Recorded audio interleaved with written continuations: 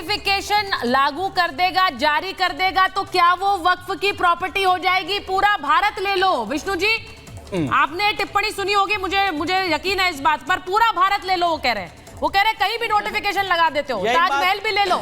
यही बात हम लोग हम ही लोग कह रहे हैं सुचरिता जी। देखिए, लॉ में बहुत बड़ी खामी है और उस खामी को बदला जा रहा है और मुझे लगता है सबको वेलकम करना चाहिए। आप एक बात बताइए, या जितने पैनलिस्ट हैं उनसे जरा पूछिए कि वक्फ कैसे होता है। क्या खुद की संपत्ति वक्फ होती है या किसी और की भी संपत्ति जो उनकी अपनी ओनरशिप में नहीं है उसको वक्फ कर सकते हैं? सब यही जवाब देंगे कि भाई खुद की संपत्ति ही वक्फ कर सकते हैं जो अपने जीवन काल में अर्जित की है। तो यही तो डेफिनेशन में बदला जा रहा है।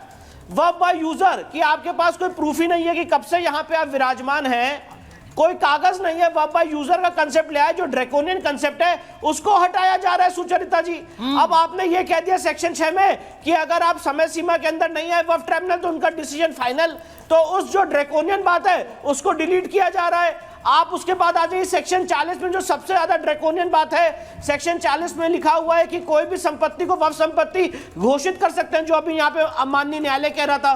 तो उसको यहाँ पे डिलीट करने की बात हो रही है, हटाने की बात हो रही है। जो वक्फ ट्राइब्यूनल का एक क्राइटेरिया है कि 3 जज होंगे और उसमें से एक जज इस्लामिक लॉ का जानकार होगा। यह क्राइटेरिया इस देश की किसी भी कोर्ट में किसी और धर्म के लिए नहीं है। इस आधार पर कोर्ट नहीं बन सकती है। उस क्राइटेरिया को हटाने की बात हो रही है। अब 2 जज की पीठ होगी। वह बोर्ड में जो महिलाएं हैं उनको रिप्रेजेंटेशन देने की बात हो रही है। इसमें क्या गलत है? सेक्शन 107 में आपको एक समय सीमा के अंदर आना है। हमारे लिए मतलब 3 साल, 6 साल, 12 साल नहीं आए तो आपका राइट खत्म। इनके लिए कोई समय सीमा नहीं है, उसको खत्म करने की बात हो रही है। तो ये सारी बातें हो रही है सुचरिता जी यहाँ पे। बिल्कुल। और विष्णु जी कह रहे हैं कि ऐसा नहीं है कि वक्फ की संपत्ति उससे ले ली जाएगी।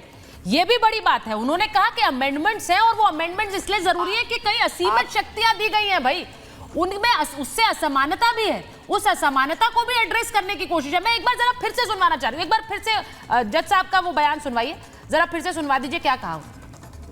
तो वो जो भी सरकारी दफ्तर को कह देंगे कि वक्फ प्रॉपर्टी तो हो जाएगा।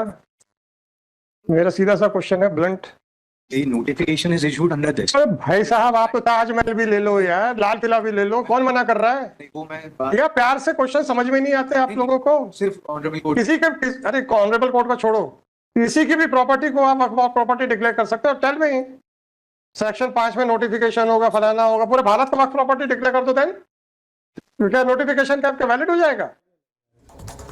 अब आपने ये सुना जिस तरह से ये बयान अब आने के बाद, अब शहजाद जी थोड़ी देर पहले आप बहुत सी उनका भी जिक्र कर रहे थे जो मुस्लिम कम्युनिटी के अंदर लोग कह रहे हैं। मेरा सीधा मानना है कि अलग अलग धर्मों के लिए, सबके लिए एक समानता इस देश में बहुत जरूरी है। हम उसे इस तरह से नहीं देख रहे हैं। दानिश जी, हम इसे इस तरह से नहीं देख रहे हैं। अभी विष्णु जी ने कहा, मुमताज जी डज नॉट एग्री, मैं आ रही हूं आपके पास, लेकिन दानिश जी एक ही वाक्य कहूंगा। आज सारे मुसलमान इसके पक्ष में इसलिए हैं क्योंकि अभी तक वक्फ की जो प्रॉपर्टीज है उनका बेनिफिट केवल कुछ मुस्लिम परिवारों को जो राजनीति से कनेक्टेड है उनको मिल रहा है। इसीलिए इसके रिफॉर्म के लिए मुमताज जी ने सबसे ज्यादा वकालत की बतौर पत्रकार। पूछ लीजिए कितने आज क्यों नहीं कर रहे हैं वो आज क्यों नहीं कर रहे हैं? और मैं कोई मजबूरी नहीं है। देखिए, ऐसा शहजाद पूनावाला था, हर चीज का विरोध करना। एक लास्ट आप लोगों ने परसेप्शन, देखिए आप सीए लाए तो ये परसेप्शन बनाया कि साहब मुसलमानों को निकाल दिया जाएगा। आप जो है यूनिफॉर्म सिविल कोड जब लाने की बात करते हैं तब आप कहते हैं कि मुसलमानों के राइट्स हम जो छीन लेंगे। बात ये एक वाक्य, परसेप्शन अपने समय पर, अपनी बात, मेरी बात अपने समय पर। अभी आपने उन्होंने अच्छी बात की, इन्होंने कहा सीए पे इन्होंने कहा मुस्लिमों की नागरिकता छीन जाएगी। आप लोग माहौल बनाते हैं ऐसा कहते हैं। एक नागरिकता बताओ, माहौल बनाते हैं, बनवाते हैं। मैं ये कह रहा हूं, बात समझिए पहले। एक नागरिकता आप लोग जो है माहौल मुस्लिमों की जमीन छीन जाएगी। नहीं माहौल क्यों बनवाते हैं? ताकि आप पोलराइजेशन कर सके, ताकि आप जो है जो अक्सरियती तबका है नागरिकता तो किसी की छीन नहीं रही है। लेकिन मैं ये भी कह दूं कि बांग्लादेश में जो हो रहा है ना, उसके बाद सीए क्यों जरूरी है वो भी नजर आने लगा है। हाँ बोलिए ना सर, आप बोल तो रहे हैं, आपको बोलने का वक्फ बोर्ड में ट्रांसपेरेंसी हो, वक्फ बोर्ड बोर्ड में ट्रांसपेरेंसी बिल्कुल होनी चाहिए, अकाउंटेबिलिटी हो, बिल्कुल फायदा नहीं पहुंचा, बिल्कुल कौम को फायदा नहीं पहुंचा। बस और क्या चाहिए? 12 महीने 14 महीने से जो इम्मा है उनको तनख्वाहें तक नहीं मिल पा रही, जो बेवाएं हैं उनको पैसे नहीं पहुंच रहे। यही तो चाहिए। देखिए जो अमेंडमेंट है, सुनिए आप इसे हमेशा एक नकारात्मक ढंग से लेते हैं। मैं क्यों ले रहा हूँ, उसकी वजह क्योंकि क्या है? इसमें ये भी कहा गया कि वक्फ जितनी ये लोग संपत्ति जो अर्जित अच्छा कर रहा काम भी है, करते हैं ना, वो भी ऐसा माहौल बनाते हैं ताकि पोलराइजेशन हो सके, हिंदू वोट बैंक ये पे माहौल हमने बनाया। ये लोग अच्छा काम भी कुछ इस अंदाज से करते हैं ताकि माहौल। आपने मान लिया अच्छा काम कर रहे हैं, आपने मान लिया अच्छा काम कर रहे हैं, ये तो आपने माना ना अच्छा काम कर रहा है, लेकिन तरीका ठीक नहीं है, वो ये कह रहे हैं। बात सुन लीजिए, उसके बाद आपने कहा माहौल ऐसा बना देते हैं। हाँ। सीए पर माहौल की नागरिकता छीनेगी, किसने बनाया? दंगाइयों ने। आज किसी की नागरिकता गई नहीं गई, सुन लीजिए पूरी बात। किसने कहा था कि 1000 रैलियां करेंगे? मुमताज जी, ये तरीका ठीक है। हाँ। मुमताज जी, उसके बाद तो फिर ये वही एमआईएम पार्टी है जो कहती थी एनआरसी आएगा, एनआरसी का ड्राफ्ट देखा नहीं, आया नहीं। आज कानून का ड्राफ्ट आया नहीं, बच्चे का मुंडन करवाना शुरू। एंटी मुस्लिम है। अरे कैसे बोल दिया एंटी मुस्लिम है? ये ओवैसी साहब कैसे बोल रहे हैं कि मुस्लिमों की जमीन छीन जाएगी? हाँ। क्या बेसिस है उसका? आज मुझे वो प्रावधान दिखा दो, आज प्रावधान दिखा दो कि मुस्लिमों की कि जमीन ये छीन बहुत जाएगी। अच्छा कानून है, ये मुसलमानों के हक में आप कैसे दावा कर सकते मैं हैं बता और सकता जमीन नहीं हूं, छीनेगी? मैं बता सकता ये हूं। डिस्कशन तो कल भी कर सकते हैं। मैं बताओ इसका जब आंसर। ये amendment आ जाएंगे। कैसे आपके पास ड्राफ्ट है? ठीक है, मैं बता रहा कुरैशी साहब, हूं, मैं बता रहा आपके पास बिल आ गया है? हूं, मैं बता रहा हूं। बताइए। जैसे अरे भाई सुन तो लीजिए, मैं बता रहा हूं। एक मिनट सुनिए। हाँ। क्योंकि 9th जेपीसी रिपोर्ट जिसको हेड किया था कुरैशी साहब, वो रहमान खान ने बोला कंप्यूटराइजेशन ऑफ रिकॉर्ड्स होना चाहिए, हाँ। डेटाबेस क्रिएट होना चाहिए, हाँ। मॉनिटरिंग होनी चाहिए, अकाउंट मेंटेन होने चाहिए, फाइनेंशियल ऑडिट होना चाहिए। ये सारी चीजें होंगी। हाँ। खिलाफ है इसके?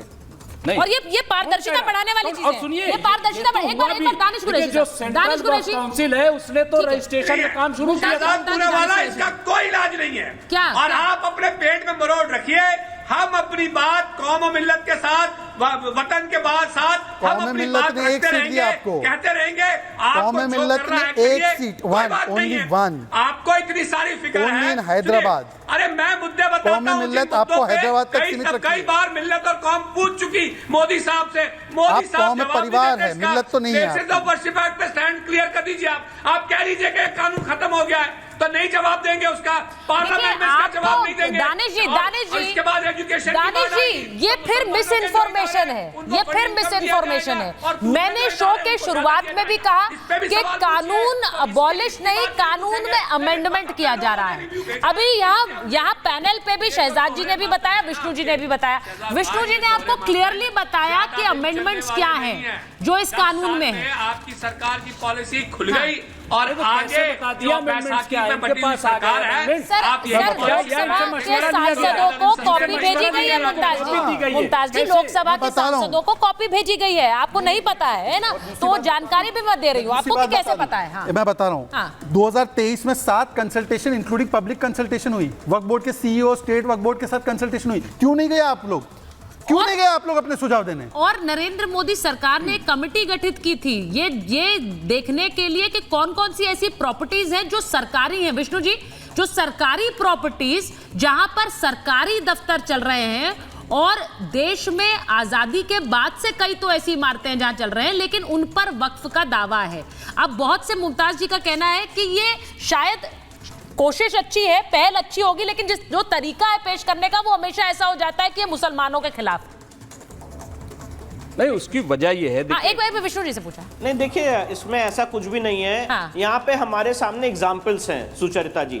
सूरत की म्युनिसिपल कॉर्पोरेशन को वक्फ संपत्ति घोषित कर दिया गया। ताजमहल की यहाँ पे जो बात हो रही है, ये कोई हवा में बात नहीं हो रही है। ताजमहल के एक पोर्शन को यूपी सुन्नी सेंट्रल वक्फ बोर्ड ने 2005 में वक्फ संपत्ति घोषित कर दिया।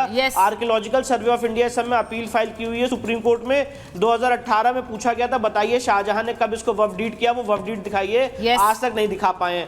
ऐसे आपने अभी दिल्ली के 123 प्राइम प्रॉपर्टीज देखा जिसको अभी सेंट्रल गवर्नमेंट ने डी नोटिफाई किया है। हाँ। सब प्राइम प्रॉपर्टीज थी, उसको आपने वक्फ संपत्ति घोषित कर दिया। आप सरकारी जमीन की बात करें, इलाहाबाद हाई कोर्ट की एक जमीन के पोर्शन को मस्जिद बना के कह दिया गया कि वक्फ संपत्ति है। ऐसे आज कितनी ऐसी दरगाहें हैं जिनको बोला गया वक्फ संपत्ति है, जो इलीगल इंक्रोचमेंट का केस है। तो यहाँ पे उन जगहों की बात हो रही है सुचरिता जी। और उसके अलावा देखिए यहाँ पे आज शहजाद भाई ने बहुत बड़ी बात कही है आपके डिबेट में।